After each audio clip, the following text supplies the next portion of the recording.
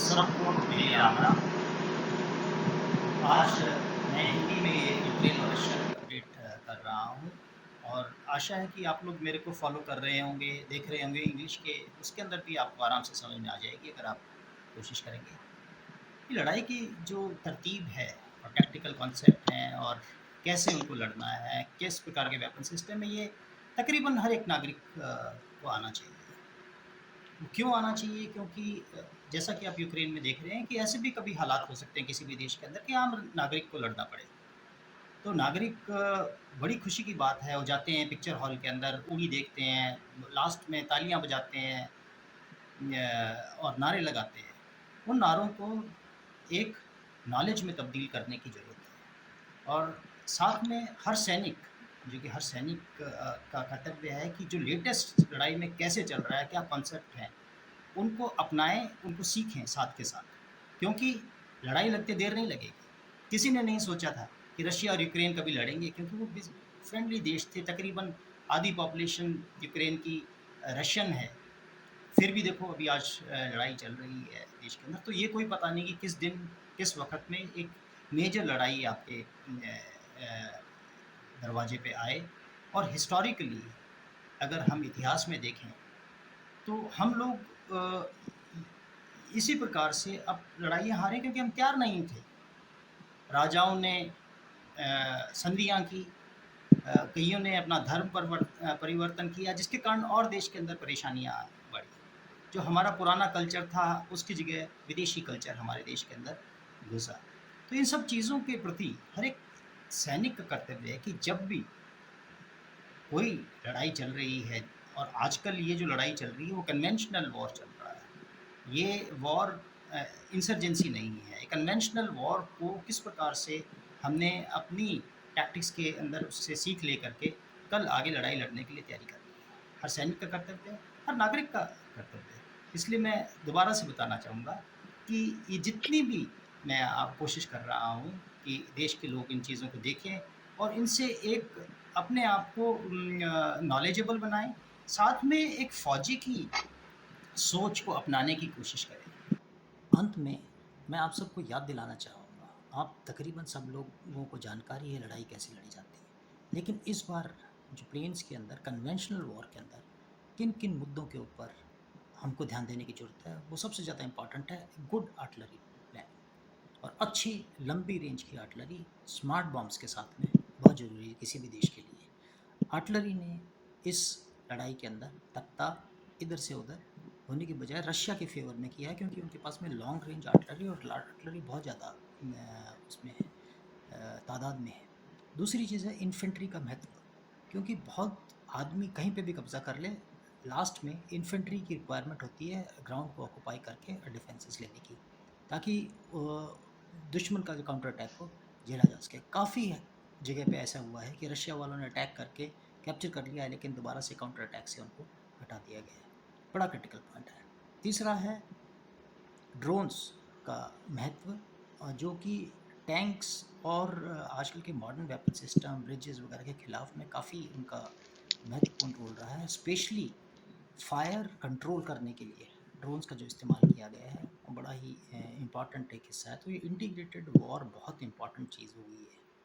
आप देख रहे हैं नदी की भूमिका प्लेन्स के इलाके में, नदी डिफेंस के लिए कितनी क्रिटिकल है। कितना कोशिश किया है रशिया ने नदी पार करने के लिए, लेकिन बार बार उनके हाथ में विफलता लगी है।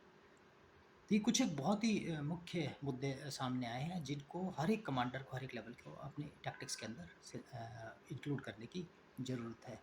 उसके अलावा हम देख रहे हैं कि ज़्यादातर जो लड़ाई है वो तकरीबन इस इलाके के अंदर स्ट्रॉन्ग पॉइंट कॉन्सेप्ट के ऊपर है। स्ट्रॉन्ग पॉइंट जो उन्होंने इस्टेब्लिश किए हैं वो बिल्टअप एरिया में किए हैं। बाहर की तरफ ने ले जा करके बिल्टअप एरिया के अंदर लड़ाई लड़ी गई है। उसका नुकसान ये है कि सिविलियन पॉपुलेशन के ऊपर काफ़ी असर पड़ता है और साथ में बिल्टअप एरिया जो इंफ्रास्ट्रक्चर है वो बर्बाद होता है।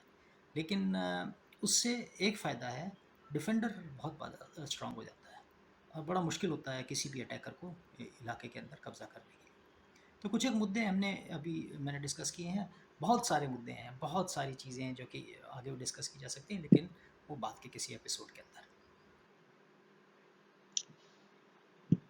अभी हम लड़ाई की देखते हैं कि क्या हो रहा है।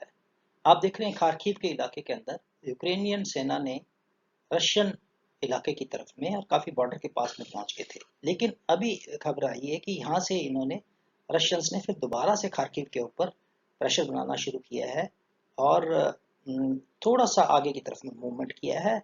शायद ये इसलिए ताकि यूक्रेनियन इस वाले इलाके से अपनी रीइंफोर्समेंट जहां मेजर लड़ाई चल रही है उस तरफ में ना भेज सके। साथ ही साथ आप देख रहे हैं कि इजियम और पॉम्पिल वाले इलाके से अभी रशिया की जो फोर्स है वो थोड़ा आगे की तरफ बढ़ रही है और यहाँ तक सुनने में आया कि ये स्लोवायांस्क और क्रामातोर्स्क में सिविलियन जो पॉपुलेशन है वो यूक्रेनियन सेना को बोल रही है कि यहाँ से आप चले जाइए या कन्वर्ट कर लीजिए, आप रशियन आर्मी के साथ में आप मिल जाइएगा।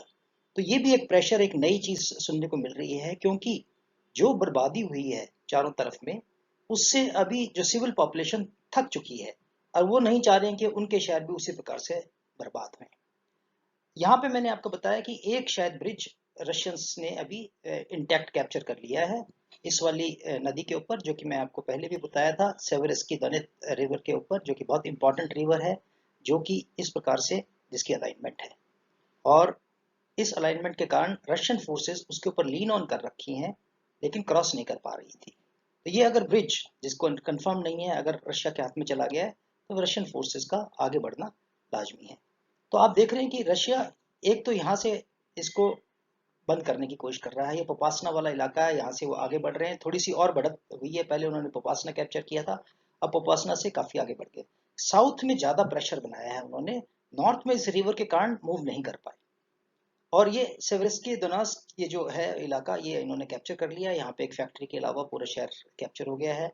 इसके जो पुल हैं वो उड़ा दिए गए हैं और जिससे यूक्रेनियन सेना ने भी उड़ा सकते हैं, क्योंकि वो नहीं चाह रहे कि रशियन उस पुलों का इस्तेमाल करके आगे लिस्चेंक वाला जो इलाका है, जो कि सेवेरस्की दोनेट्स्क का जो दूसरा हिस्सा है, जो नदी के इस तरफ में है, उसके ऊपर आकर के कब्जा कर सके।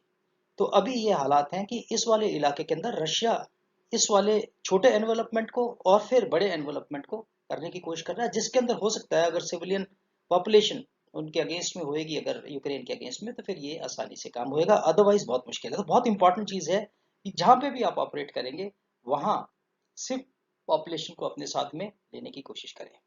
जैसे आप नीचे साउथ की तरफ जा रहे हैं, मैंने बताया कि ये मलितपुल वाले इलाके से रशिया की जो फोर्स है इस वाले इलाके से, और उन्होंने थोड़ा सा ईस्ट की तरफ में शायद रीइंफोर्समेंट किया है, थोड़ा सा प्रेशर यहाँ पे यूक्रेनियन फोर्सेस के ऊपर कम हुआ है। तो ये जफरजीजिया और इस इलाके के अंदर रशिया अभी थोड़ा सा इतना ज़्यादा ऑपरेट नहीं कर रही है, जो इतना ज़्यादा कोशिश इस तरफ में कर रही है। तो अगर आपने मेरी सीरियल अंग्रेजी वाली पहले से देखी होगी तो आप ये सारी चीज़ें मैंने उसमें डिस्क्राइब की, किस प्रकार से कैसी लड़ाई चलने वाली है, और तकरीबन जो हमारा अंदाजा था वो पहले दिन से उस तरफ में लड़ाई बढ़ रही है। आप देखते रहें, मेरी इसको चैनल को सब्सक्राइब करें, तो और आपको काफ़ी आपके साथ में डिस्कशन करने को मिलेगा। साथ में आपके दिमाग में जो भी इशू है उसको आप कमेंट के तौर पे हमारे को लिख के भेज सकते हैं। धन्यवाद।